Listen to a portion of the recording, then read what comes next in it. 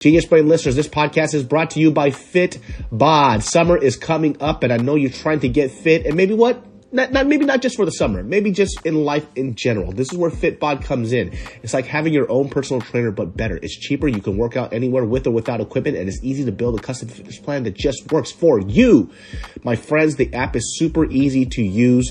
I personally love it because I'm not somebody who can be trusted to do my own workout plans because I don't know what I'm doing and I need guidance. And this is where the FitBod app comes in. It adapts as you improve. FitBod tracks your muscle memory recovery and is fine-tuned by experienced certified personal trainers. And guess what? I get to learn new movements the right way with 1,000 demonstration videos. Add FitBod to your workout essentials. Join FitBod today to get your personalized workout plan off your subscription or try the app for free at fitbod.me/genius. That's fitbod.me/genius. Genius Brain listeners, this podcast is brought to you by Kick Off, my friends. Bad, below average, or non-existent credit can hold you back from buying a house, a car, or even just moving to a new apartment. Kick Off is the fastest, easiest way to safely jumpstart your credit and get to those goals quicker. No credit check required. Sign up for a monthly plan in minutes and start building credit immediately for as low as $5. Friends, join over 1 million people building credit with a Kickoff credit account today. Get your first month for $1 at getkickoff.com/genius today. That's Kickoff without the C. Get KIKOFF.com/genius. Special offer applies to new Kickoff premium customers for their first month only, subject to approval and only available on getkickoff.com/podcast. Terms of offer are subject to change. Genius Brain listeners, this podcast is brought to you by Fume. Have you heard that the flavored air category is quickly becoming the leading alternative to vaping and smoking? It's a whole new movement toward better habits and led by the sponsor of today's video, Fume. Listen, I get it. We all got bad habits, but there's a better alternative that can help you to kick your bad habit in an enjoyable way, and that is with Fume. Fume is an award-winning flavored air device. There's no vapor, no nicotine, non-toxic flavors, no batteries. Looks awesome and is made to fidget that helps calm anxiety with magnet snaps and clicks. Listen, my personal favorite flavor that I like to puff away on is the vanilla orange. Ooh, let me tell you something right now. Super great, and I always use it in traffic. It keeps me calm with my anxiety. When it flares up, I just use my Fume. It makes me feel good. Fume has served over 300,000 customers, and you can be the next success story. For a limited time, use my code GENIUS to get a free gift with your journey pack. Head to tryfume.com. That's tryfum.com and use code GENIUS today. Well. This podcast is brought to you by Secret Society. Hey, so before we start this podcast, we wanted to go ahead and show a few pieces that we've been working on in the summer release. There's been a lot of complications getting stuff out, but here's a few of the pieces, a couple of samples that Edric's going to show you that we have coming out soon. Yeah, so our spring-summer collection is going to be called the Flow Collection, and it's a capsule collection. It's going to consist of a tee, a cutoff tee, and basketball shorts. And so this right here is our first prototype, and it came out super fucking dope. And this is an oversized tee, but you guys can see this gradient print that we have here, which is digitally printed to keep it soft. This is also a new fabric that we sourced, which we're also going to be using this fabric for our new basics line that we're going to be coming up with. That's a whole different thing that we'll talk about another time. But yeah, the fabric is super nice and soft. And as you can see, the color gradient of this is inspired by the ocean, by water, hence the name, the Flow Collection. We just kind of wanted like the whole spring summer vibes, and then we were thinking about what might kind of hit on that feel. And we were thinking about like water, cool, like staying cool in the summer, all that. And then so yeah, we did this. And then so we're gonna have this piece also in the cutoff version as well. And then we're gonna also have a black gradient. So it's gonna imagine this, but like from light to black, like dark black. So it's gonna be super dope. And then the material this is itself is 100% cotton, brushed cotton. Very good hand feel, very soft. Yeah, and then also too, to kind of point out, there's a embroidery on the back right there, the SS embroidery. We're gonna have that be lighter. We decided to have it lighter to be more subtle, so I think we're gonna go like white embroidery. Okay. And then some of the threading there below, we're going to change to like a darker threading on the bottom. Yeah. And then this piece right here, super fucking dope. Yeah, this straight up looks like a fucking high-end sweater where I guarantee you, if it's like a high-end label slapping their fucking label on this shit instead of ours, they would charge like 500 plus for this. Like based on the weight, the material, everything, right? So this is not part of the spring summer collection. This is actually from our upcoming pre-fall collection, which we're hoping to probably drop like late July to early August. That's usually when like pre-fall starts to come out. But yeah, this is basically a sweater. And then this one, it's heavy cotton sweater. It has basket weave stitching, as you can see. And then it's a vintage wash. So even though this is a black sweater, because of this vintage wash, it's creating this kind of color. Yeah. And then it's a slight oversized fit for this one. And then it has, you know, a dark SS embroidery on the back here. But yeah, this is a super dope piece here too. Nice. Yeah. And lastly, last item we're going to preview. I mean, these aren't all the items, but we're just showcasing some of them because obviously we don't have everything right now too. This is our Sherpa jacket. And so our first time actually into Sherpa material. And then it's soft high pile Sherpa. It's fully lined inside, fully zipped as well, as you can see. And we got the lining in here. And then we didn't do like a collar, like a fold collar, just to keep it simple and sleek. And then you got the pockets here, which is lined here with the piping. But the highlight is a very light and warm and comfortable jacket. But the highlight piece, oh, that's fucking sick. Fucking fire, right? So this is inspired by our heritage, Korean culture, mother of pearl tables. If you guys don't know what that is, it's like every fucking Korean family has this black table with like animals and nature, and it's called the mother of pearl tables. You do your Kumon homework on it. Yeah, exactly. You have your family dinners on there. You know, you eat on there, right? You do everything on there. So if you guys don't know what it is, just look up mother of pearl table, and you'll see what it is. But we had to source special threading for this to give it that kind of that sheen, because you know that mother of pearl tables kind of has like the holographic look.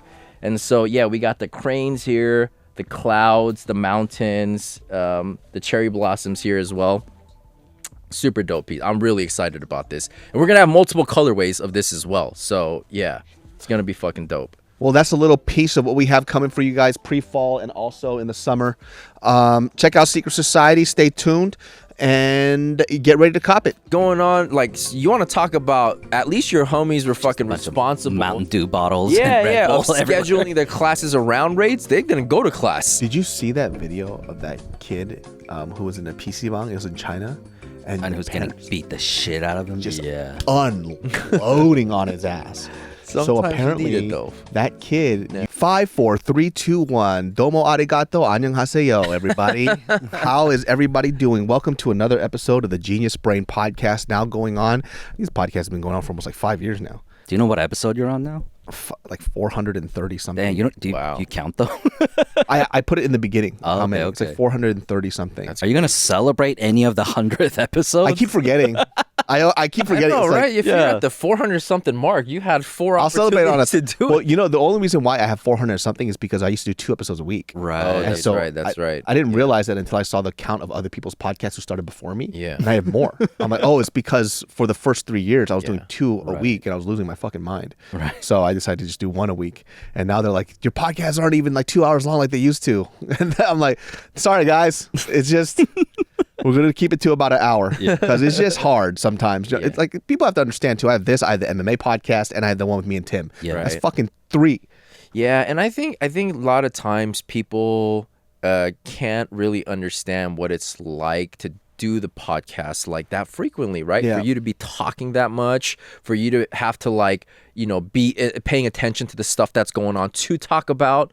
And so it can be pretty exhausting, And right? that's why it's been a while since we did a review podcast. Yeah. Well, no, because we did do the One Piece one, but the footage got lost. We did do a Batman one, Yeah. and the footage got lost. We just get hurt, doing it.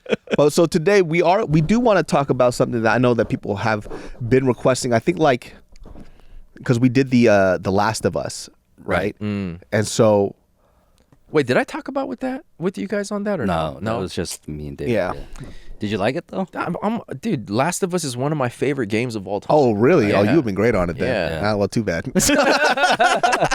So look, here's the thing.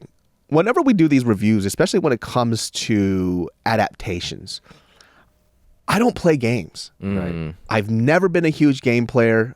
It's partially because I'm very antsy. I don't like sitting down like that unless it's something very riveting. Your ADHD won't allow it. Dude, it won't allow it.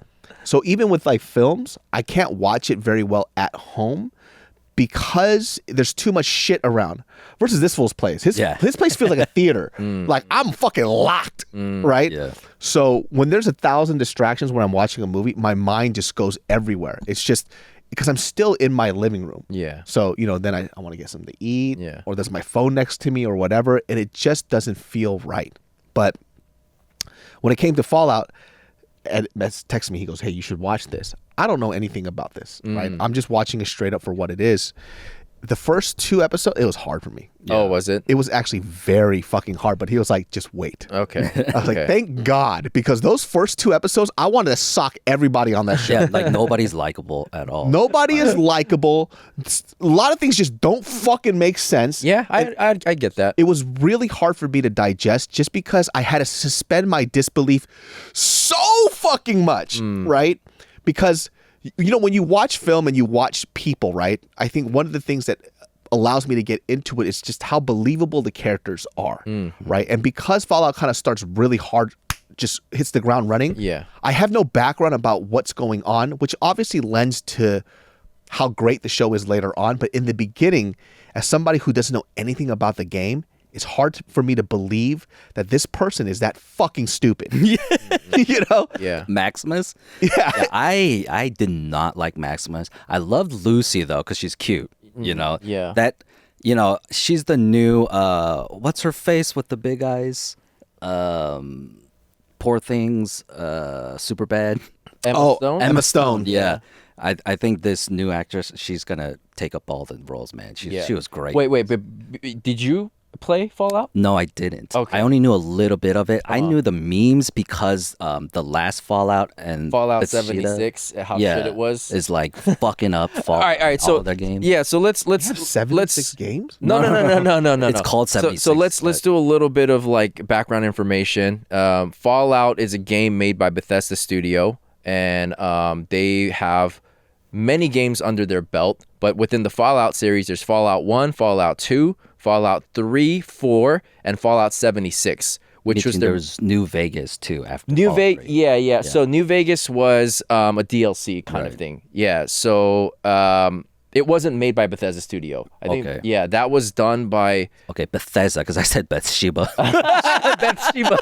Made by Bathsheba. That's what we're gonna call it now. Bathsheba Studio. Bathsheba. No, New Vegas is one of people's favorites who are fans of Fallout. Yeah. For me, I know this might be a bit of a controversial answer, but I Fallout 4 was my favorite.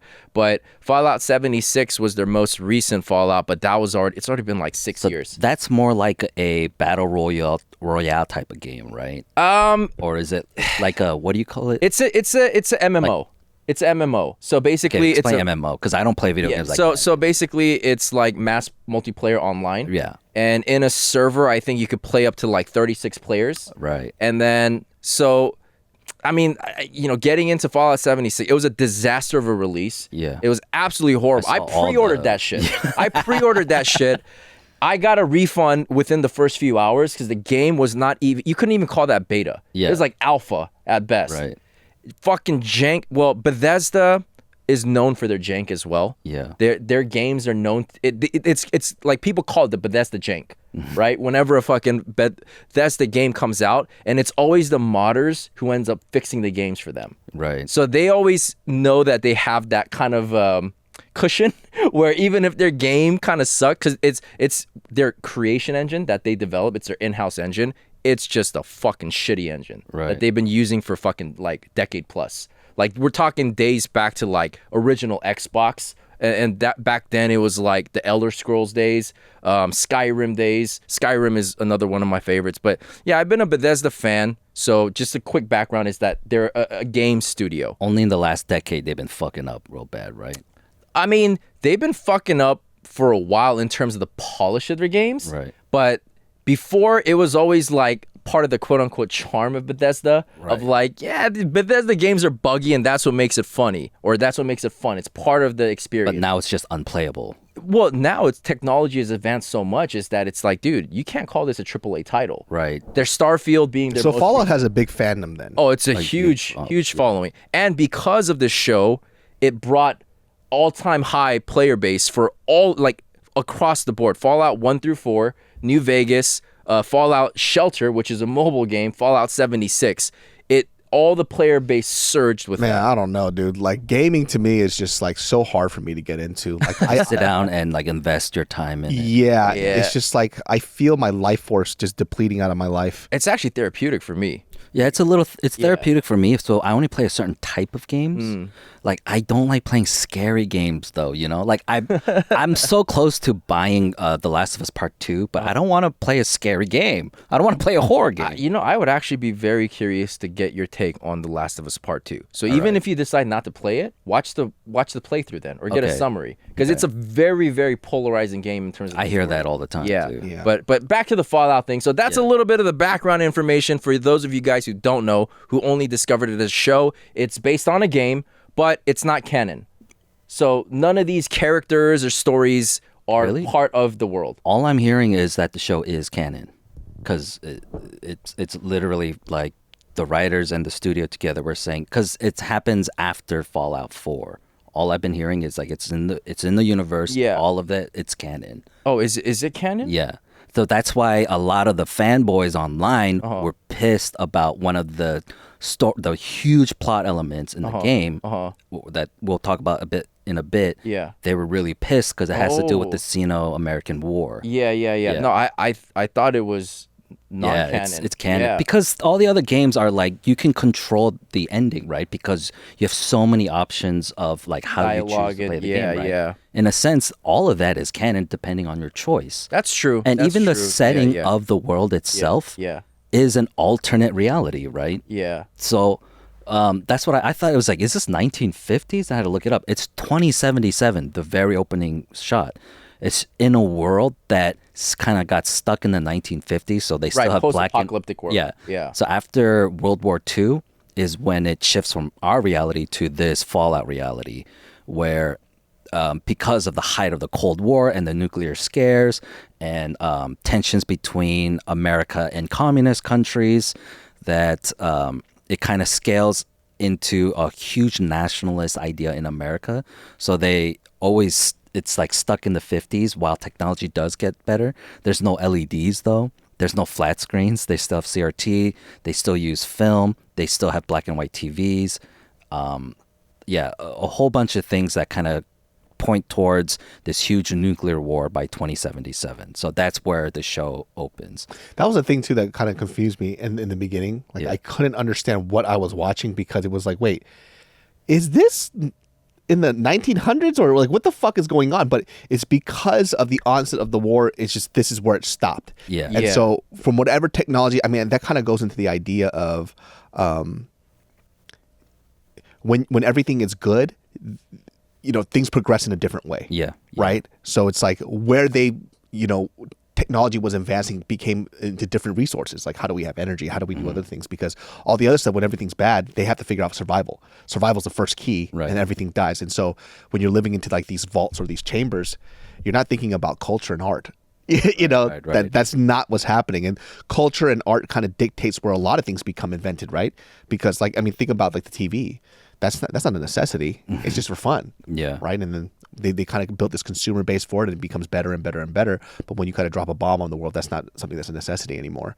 So it kind of stopped right there, which now it kind of made sense what was happening later on. But when I was watching it in the beginning, you know, you had the main character, Lucy, and she is, you know, Plucky. Happy-go-lucky. straight up tard. Chirpy. Yeah. Straight up, Okie dokie. straight up a tard, dude. Yeah. And that's like actually a part of her charm, right? Yeah. Well, that's the thing. She is sheltered. She Yeah. literally Yeah. was raised in a shelter. Right? And like kind of raised by those 1950s, you know, yeah, standards. ordeals and ideals. Yeah, all of that. Yeah, and so like as you know, when you kind of watch this show, you know, I'd say if you're like me who kind of couldn't buy into it at first, just understand that her stupidity is there for a reason. Yeah. Right? The hard part for me was just like, even after the show was unfolding on multiple parts, she was so stupid as fuck. I was like, what the fuck are you going to learn? God damn it. You know, and it was like pissing me off. But I think the show did a great job of putting her stupidity and the frustration that I had with her into comedy. Right. Now it's just like, even she knows that she's being a little stupid now, but she keeps going back to She trusts people way too much, way just like she did too down much, in like the shelter. kindness of human beings. Yeah. The naivete, you know? Right. Even after her Yeah. father gets kidnapped, people get murdered, she's like, people are still good. Yeah. I bet you. She goes out into the surface world. She's out here. One of the scenes that actually cracked me up the most was, it frustrated me and it made me fucking laugh, was when they were trying to cross this bridge and there was those bandits that eat people. For some reason, she's just like, we're just going to both put our hands up and everything's fine. I'm like, this stupid bitch is pissing me off. And look what happens. She gets, you know, her buddy gets shot with a rotten tooth, which is fucking Right. disgusting. Yeah. You know? Yeah. And they turn out to be these carnivorous people who just eat human beings. I forgot what. Because you're in the wasteland, you know, Yeah. like food is scarce, water is scarce, resources scarce. But I could completely see what you're saying from like coming into this with virgin eyes of like, you don't know anything about the Fallout world. Because I will say this, they definitely nailed the tone Right. of like what Fallout is about.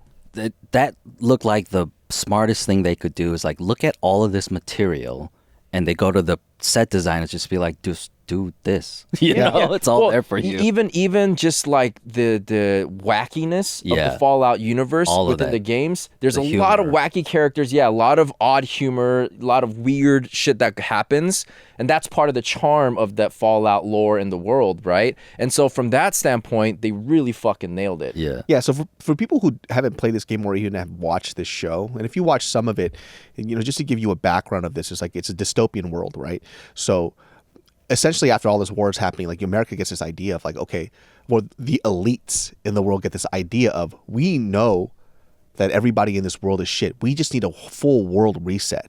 Right. And so their idea is that everybody who is the elite of elite who has money, who they believe are superior, they get to live in these vaults as they destroy the rest of the world. And as the world starts crumbling all around them, they'll come and resurface when everything is good to go. Yeah. Which is planned by a corporation. Yes. Yeah. And which is fascinating about this too is that there's also a little psychopathy in this too, because they're like, wait, hold on a second.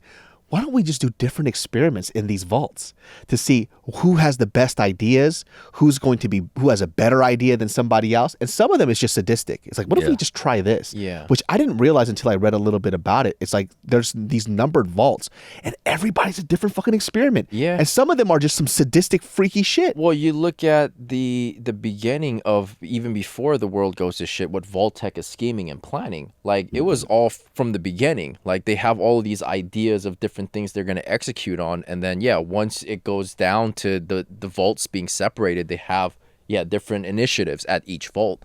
And some fucked up shit goes on. So we open the show with Cooper, right?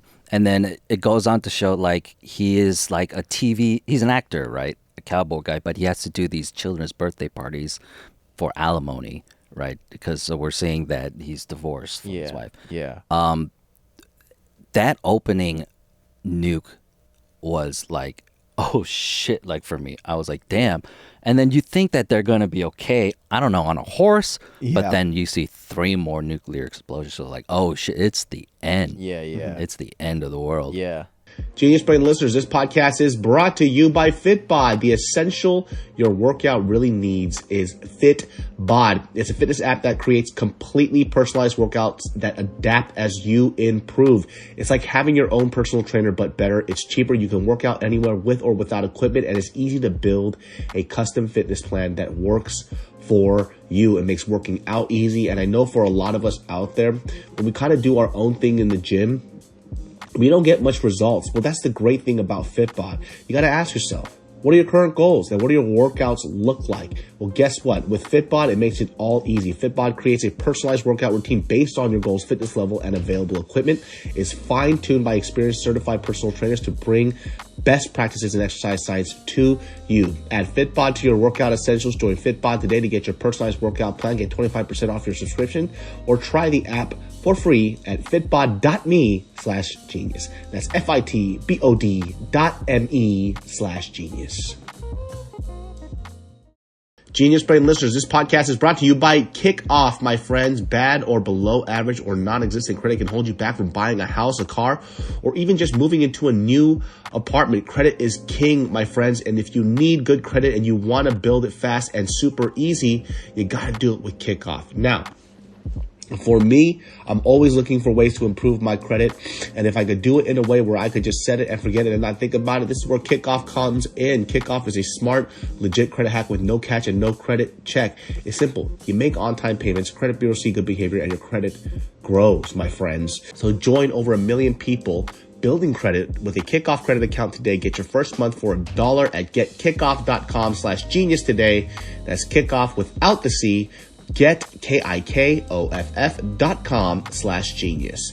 Special offer applies to new Kickoff premium customers for the first month only, subject to approval and only available at getkickoff.com/podcast. Terms of offer are subject to change. And then that's when we cut to Lucy, and so it's 200 years later. Right. And they've been in these vaults for 200 years. And that's where you see that they're still kind of like stuck. Yeah, they're living in the this past. time. Yeah. Nothing has ever changed. But they're also trying to recreate humanity and recreate the America. Reclamation Day Yeah. is the big thing.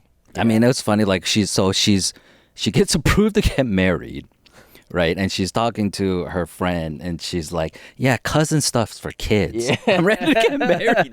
but that that like plays to what goes on in the vault culture. Yeah, it's right? it's like When they were talking about that, I was like, what the fuck did they just say? Yeah. It's like, I love you. It's like, yeah, but cousin stuff is Yeah. for kids.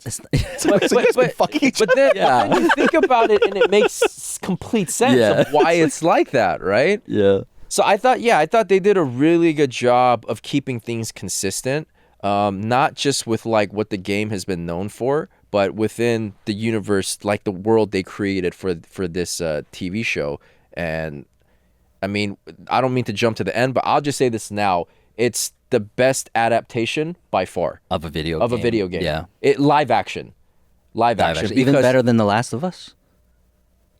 Well, for me, it was more entertaining than The Last of Us because of the humor. At least. Yeah, Last of Us was so bleak. I would say, I guess in terms of the execution, neck and neck. Yeah. But the entertainment value, Well, yes. The Last of Us is grounded very hard in reality. Yeah. So much of video games is so, extravagantly out there that it's hard to adapt.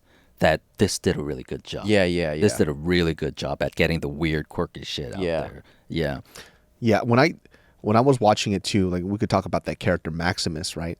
I don't know what is it about his character. It's like you remind me of somebody, like like somebody I hate. Yeah, that's exactly what I thought when I was watching. It's like, Yeah. this is some shithead I grew up with that I would bully No, too. for sure. Yeah.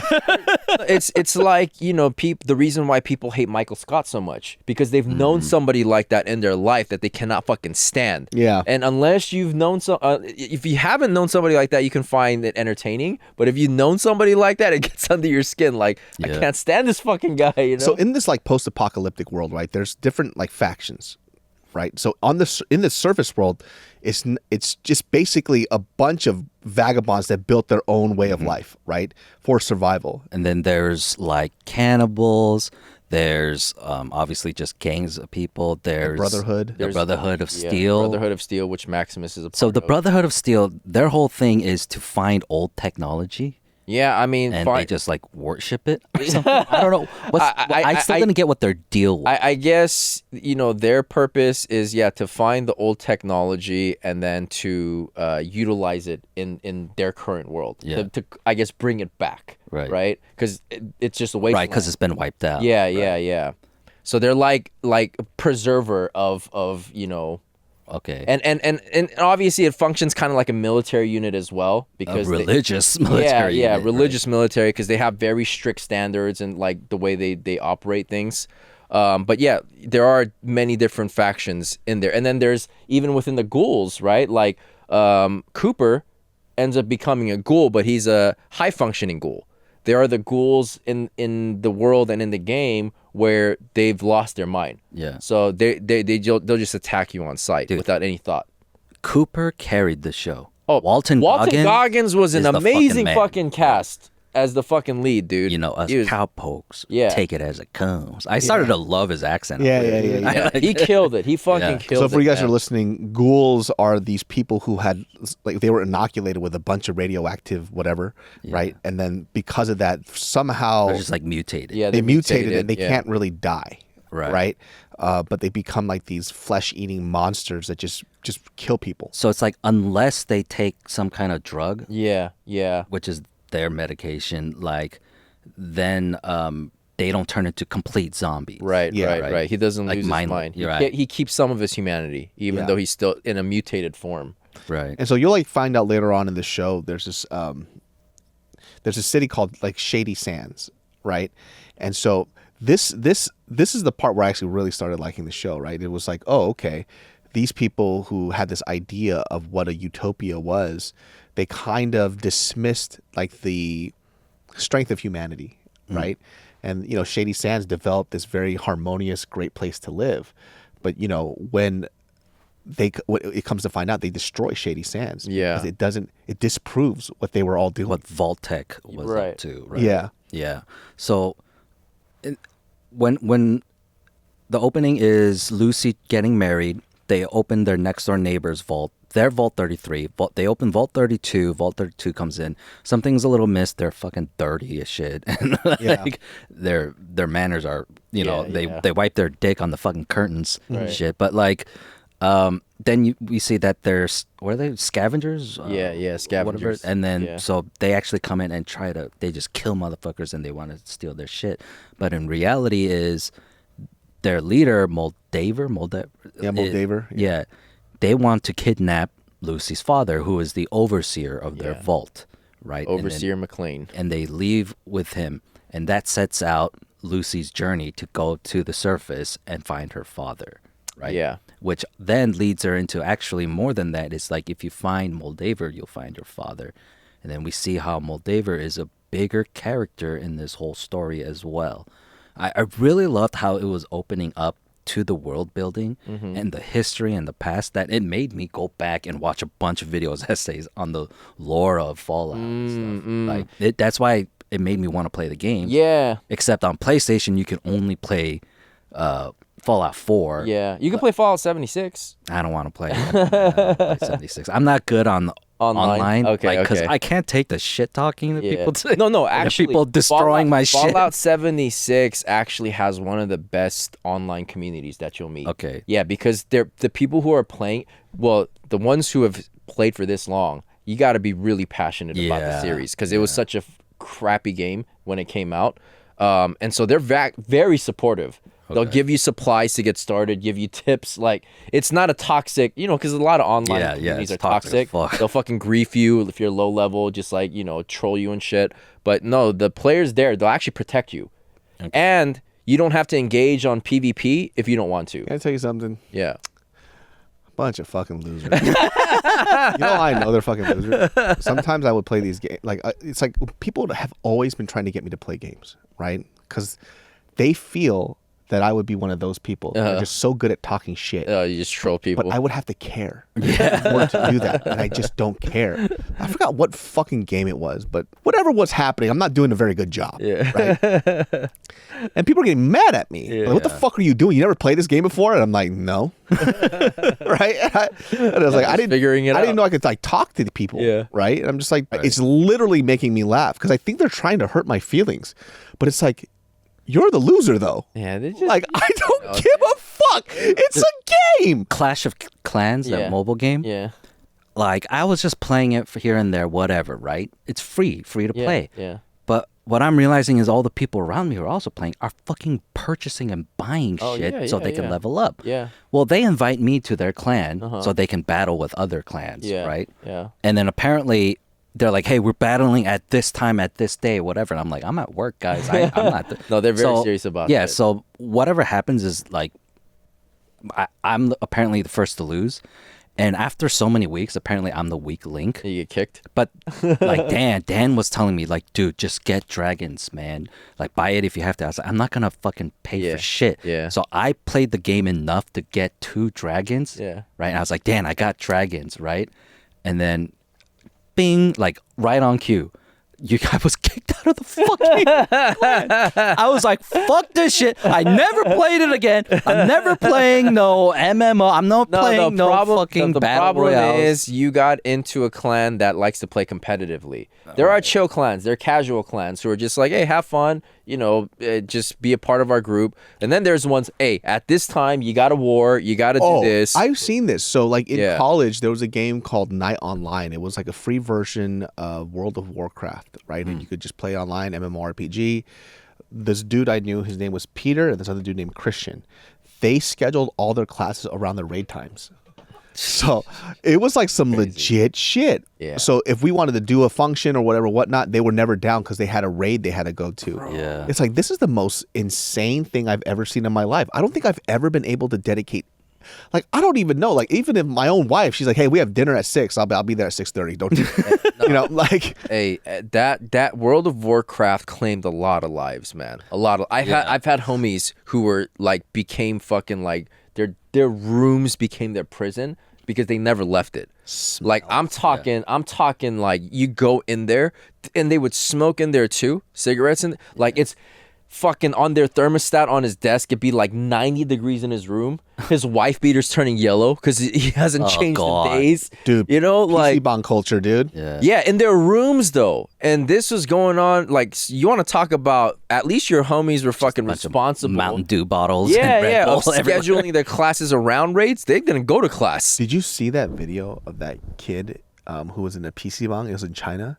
And who's getting beat the shit out of him. Just unloading on his ass. Sometimes so apparently you need it, though. that kid was using his dad's like credit card or whatever, and he racked up a stupid amount of debt. And basically they went into like financial debt because of that kid, and they didn't know what the over fuck a fucking video game. He spent like $50,000 on games. Crazy. That's so nuts. Which is insane. But you know what? High key genius on a lot of these companies, right? So if you look at it from a wide point of view, it's like, I could pay $50 for this game and I'm done, and I get everything in it. That's how I play, man. Yeah. Or these companies go, the game is free, but if you want to get better at this, you have to spend a little money. Play to win. They call it freemium. Freemium, well, pay to win. Shit. What's $2? Fine. Yeah. But what's $2 every other day for fucking 10 years? It adds up. It adds. They're spending thousands of dollars for they would have spent. Straight up. Yep. For a different kind of gun. Cosmetics. What are they called? Loot boxes. That whole thing. Which is just microtransactions within even single player games exist too. And look, I know this is smart because I don't play games, but I do have a game that I play on here from an anime that I watched for one season, and they're bringing out these anime games. I played it, right? Yeah. And then I started buying a few things because I just wanted to progress the story, right? But I was like, you know, a few dollars here and there. I was like, but I need more diamonds so I could get this thing. Yeah. So I'm like, all right, cool. Next thing you know, I look at my bill. So I do, it's not a lot, right? But within a year, I spent like $110. Yeah. I was like, yeah. When did I spend $100 on this fucking game? Yeah. And You know, that's but I not like saw- some people we know who spend thousands. There are people who do This is that. 100 in a year, Yeah. right? But even then, that was much for. I'm like $100 for this game. What the fuck? See, that's how Duolingo works too now. It acts like a fucking play to win. they have that shit. Like, you got to earn gems Just and all that Annyeong shit. ha, $2 to finish the rest. Say yo. Okay, I get it. Fucking bastards. But apparently, like, this show acts like the video games because there's always an opening and there's a reason why the person in the vault, the character you're playing, has to go up to the Yeah, surface, yeah. I mean, right? that's what the show the does. premise is very similar to Fallout 4 too, where the character you wake up in the vault, right? And well, in that game, you're going to find your father pretty much. Yeah. Right. So it's similar in that sense.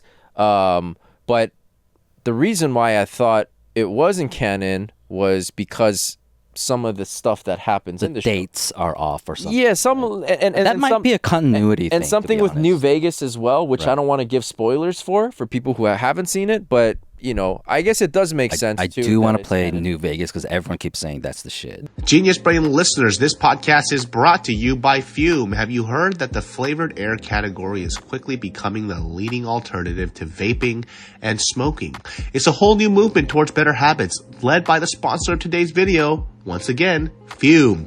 We all have bad habits, but there's a different and better alternative that helps you kick your bad habit in an enjoyable way, and that's with Fume. Fume is an award-winning flavored air device. Flavored air isn't like vaping. Fume draws flavor to your mouth. Fume fills the void by ditching a bad habit that you can leave. Fume is not a vape, no vapor, no nicotine, non-toxic flavors, no batteries. It looks awesome and it feels even better in your hand. The great thing about Fume is that it continuously invests in third-party studies to ensure the safety of their products, and it is backed by doctors in the U.S. My favorite flavor that I use is orange vanilla, and Fume has served over 300,000 customers, and you could be the next success story. For a limited time, use my code GENIUS to get a free gift with your journey pack. Head to tryfume.com, that's tryfum.com, and use code GENIUS today. It's a lot of people's favorites. Yeah. It's a lot of people's favorites in the series. But yeah, like you had said too, man, I thought the character development and the world building was very true to how Fallout does. Because that's what people love about the Fallout games, is like discovering what the world has become in the Wastelands, and what how your character discovers this and either changes as a result or sticks to. Because Lucy, bright-eyed, naive, just believes in the good of people, but we see that change very quickly as she starts to understand. Not on the show. It changed slow as shit. Really? He changed on the last episode. Yeah, pretty much at the last episode. But like when they're going through, essentially we get to a point where Max and Lucy and Cooper kind of encounter each other the first time in New Philly. Yeah. What was weird about New Philly was all the trees, because I thought this was post-apocalyptic. But anyway, I mean, it was hilarious to see, the currency is bottle caps, medical devices, brutal, because they're all after the MacGuffin in the show is a scientist. And the scientist has this tech that he had created, and then he injects it into his neck. Right. Well, when they actually finally encounter each other, I did not. I'll say this: I didn't like the editing.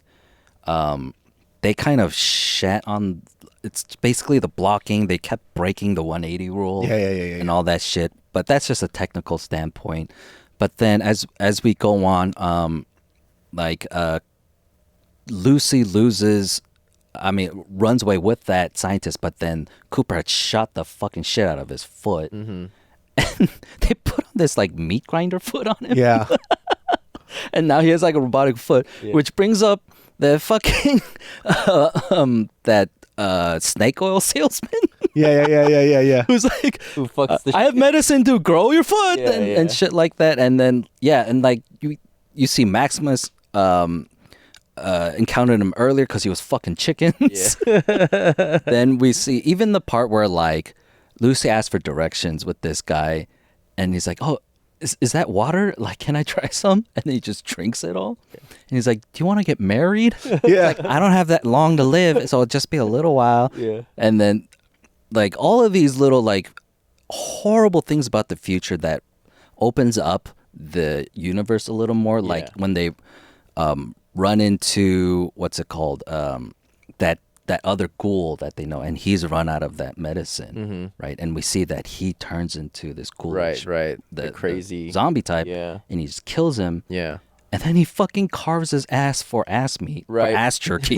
Yeah. But it's because they're on their way so he can get more of his medication. Yeah. Right? And then Yeah. goes to this supermarket where they essentially, he offers up Lucy to get her organs harvested, but she fights her way out. And the good girl she is, she gives him the medication and goes on her own. Yeah. Right? And then when Cooper gets in there, it's just he just gets high and drunk the whole time.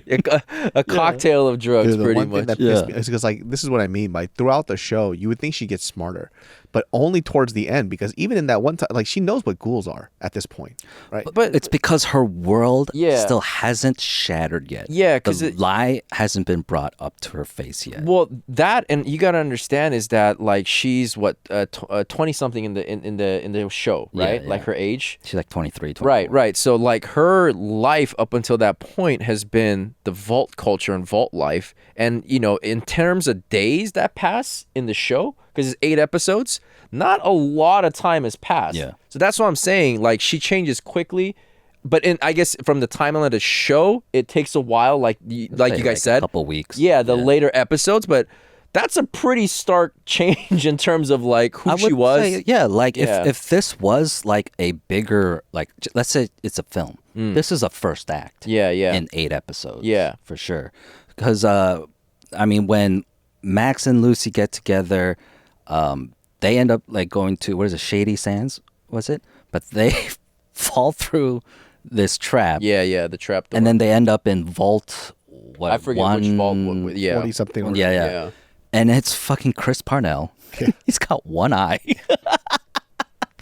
He's like, Best episode, by the way. yeah, that was the best episode. And then while they're waiting to get let out, I think they're being decontaminated. She's like, "You want to have sex?" He's like, "Oh no, like I don't want my penis to Explode. like explode and pinball." And that." It's like, dude, these people. And then you realize, even though he's been on the surface, he's just as naive, Right, about because so much. he's a part of the Brotherhood of Steel. Yeah. Where they don't it's they don't partake in any of that, and it's all dudes. yeah. And then, I mean, the show goes on. I think what we can just move on to, like, where they end up essentially is we find out Moldaver took her father because her father is actually part of Vault-Tec. Vault-Tec management. And all of Vault-Tec back in 2077 cryogenically froze themselves and put themselves in Vault 31 so that they can manage each vault and let themselves out. Right. Right.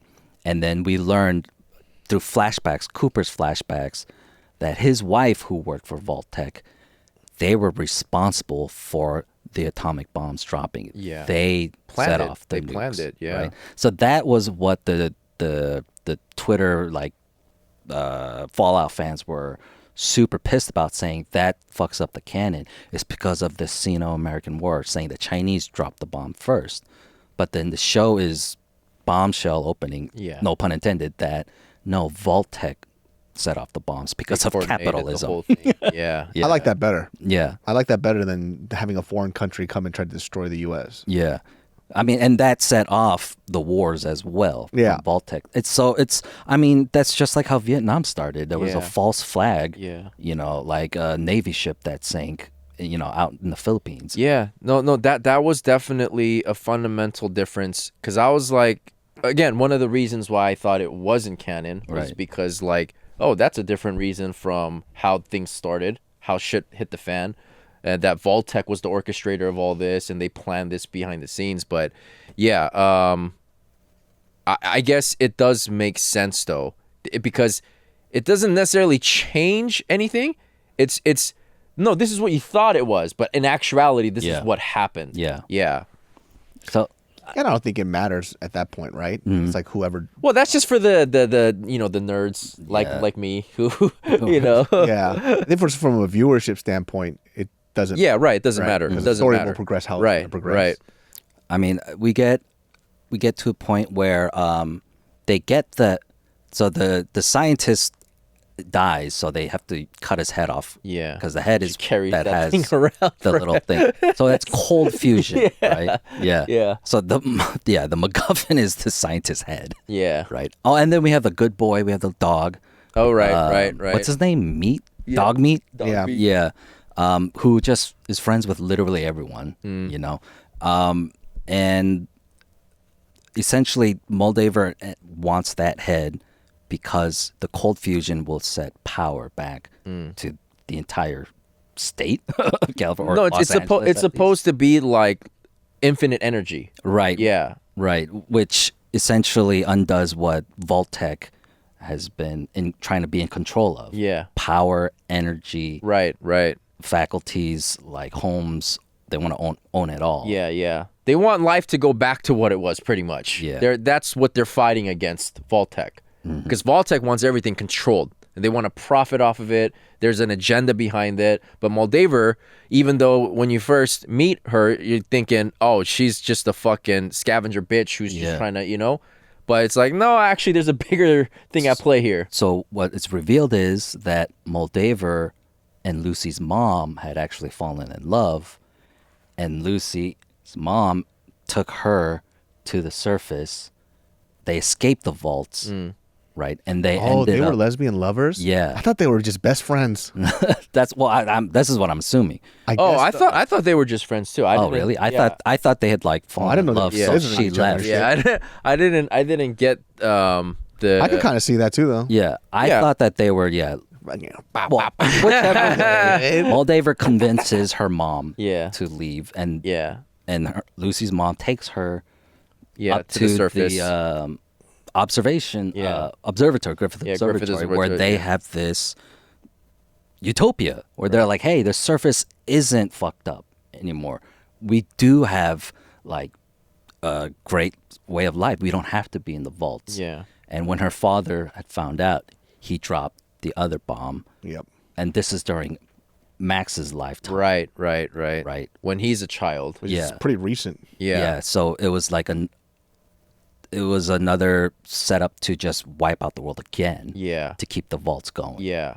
And it also sheds light on Maximus's character too, because he got adopted by the Brotherhood of Steel when he was like seemingly about 3-4 years old in the show, right? And so all he knows is just basically how they live their life, which is why he's so naive and not aware of a lot of these things. Yeah. But yeah, no, I mean, like, I think they did an amazing job with the show, man, with the characters and with the world. And what they're setting up towards, because we find out her father is actually the big bad, but then he gets in one of those night suits, which, by the way, cameo from, who's that New York redhead actor? I forget. But anyway, he was Titus. Yeah. Right? Knight Titus. But then he takes that suit and he runs off. Oh, Michael Rappaport. Michael Rappaport. Yeah, that was hilarious. All I thought in my mind was Phoebe's boyfriend. Yeah, that was hilarious. Like, shit, fuck. Yeah, that was hilarious that he was the knight. Michael Rappaport. Yeah. But, her father runs away, so then Cooper and Lucy team up. Because, Cooper now he's been looking for his family. Right. Where's my fucking family? Yeah. But, and then they follow her father, and where does her father run off to? New Vegas. Which another was a point of contention. The way New Vegas was presented in the show. Right. There's an implication there. Versus what happens in the game. Yeah. Okay. Yeah. So again, that I'm not really gonna say anything about it. But yeah, I mean, I think that you did a pretty good job of summarizing like what the story is, and the fact that they were able to make the show look that good too. I mean, they had a pretty big budget, but it wasn't that much more than One Piece's budget.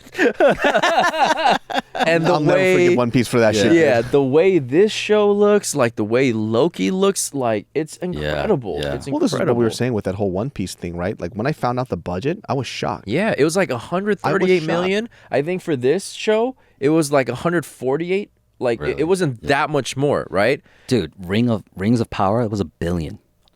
Oh, $1 billion? Yeah. God damn. And it was a terrible show. Wow. So, yeah, I mean, the thing is, like, when the show was announced, I definitely had some reservations about it because one, it's Amazon Prime Studio. Yeah. And two, it was a Bethesda project. Yeah. So I was like, See, when I see shit like this, I'm like, why does Invincible look like shit then? Yeah. Dude, people are so. You know what the funny thing And X-Men is getting great too. Yeah. I love where X-Men 97 is going. Yeah. I still hate the animation. People like the animation on X-Men 97, which actually kind of threw me off. Yeah. Like, I read in the comments, like, it's not bad. It's the animation's great. I'm like, what the fuck are you talking about? It looks like shit. It's coming from Koreans shitting on a Korean studio. Yeah.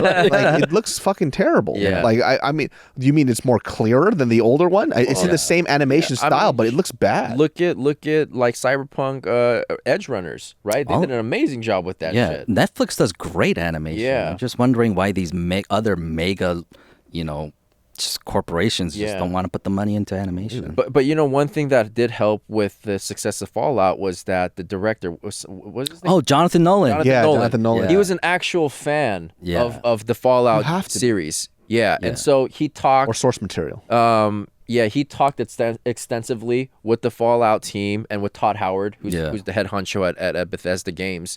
And Todd Howard said he's been approached by many people over the years about creating a Fallout movie, about creating a Fallout TV show, but none of it really resonated with him. But the way like Nolan approached him with it and the timing, he said it just clicked. Plus, it's Jonathan Nolan, man. Yeah, come on. It's going to be dope. Right. Christopher Nolan's brother, and Right.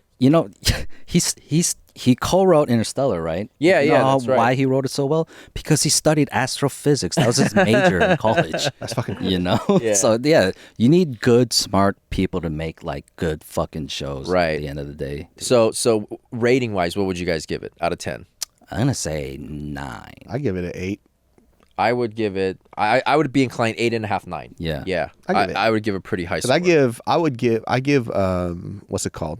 Last of Us. Last of Us a 10. 10. Yeah. Yeah. to me, that's- Last of Us was That show made me cry multiple Yeah, times. I think You it's know, 'cause it's so character. I will say this though, like I know you guys already talked about it, but me having been a fan of the game, like I said, one of my favorite games of all time. When they casted Joel and Ellie, I had reservations about Ellie.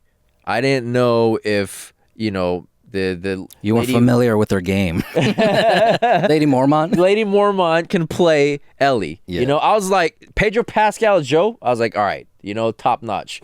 I was like, I don't know about this one because Ellie, I don't know if you guys know, but they kind of base it off Ellen Page. They kind of She looks just like Yeah. in So the they had to actually change the look of the original character model because it was too much like Ellen Page. Right. Or could have got Yeah. sued. Yeah. Well, and yeah, so, because Ellen Page is a boy now, so. yeah. It's Elliot. Oh, yeah, Elliot Page, Yeah, yeah. Elliot Page. How fucking dare you guys, dude? Trying to get canceled? That's my boy right there, dude. Chop off his Dead titties. name her. But yeah, I just didn't know if she, Or him. Sorry, dead name him. if she had the chops to play, Ellie, but I give it to her. She fucking did an incredible job, man. Yeah, shout outs to Ezekiel Page. What's his name? Elliot, my bad. Ezekiel. I don't know. It was an E name, dude. That boy buff as fuck now. Yeah, he's super Yeah, buff. dude. All you Yeah. guys are fucking canceled, man. Hey, man, we're still learning. man. Hey, See, I don't give a fuck. Hey, I didn't say nothing wrong. The character model was based off Ellen Listen, man, Page. at the not my time. friend, dude. I don't give a fuck. If you're my friend, maybe I give a fuck. Anyways, guys, that wraps up this episode of the Genius Brain Podcast, going over Fallout. If you guys watch this, let us know what you think about it because it was pretty fucking good. It was hard for me to get into, but I fell in love with it later on. Genius Brain every Sundays at 12 p.m. You could catch Ed at Ed Park VP, Bible study at Momo's, and then Momo, and then Secret Society, SCRTSOCIETY. We'll see y'all next time. Peace. Peace.